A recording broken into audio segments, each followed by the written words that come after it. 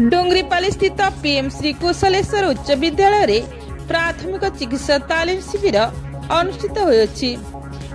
प्रधान शिक्षक बाबूलाल साहू कार्यक्रम को उद्घाटन करथिले। सुवर्णपुर जिला junior red cross officer Ravichandra Prasad मुख्य साधन कर्मी भावे जोग देइथिले।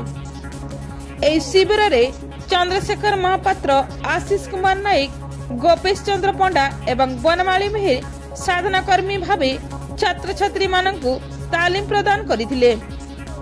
हठात मूर्छा हेबा, साप कामुडा एवं निआरु रक्षा पाइबा पाई प्रतिरक्षात्मक व्यवस्था तथा हाड़ भंगा, मुंड फटा, रक्तस्रावर तत्काल चिकित्सा और व्यवस्था संपर्क में छात्र छात्री को सूचना प्रदान करा जायतिला।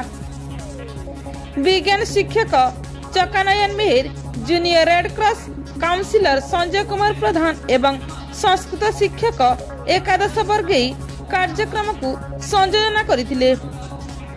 शिक्षयित्री नंदिनी महाना, स्नेहलता खेती, चौधरी विभार, आदित्य किशोर पाढ़ी, निवेदिता मिश्र शिविर परिचालना करथिले।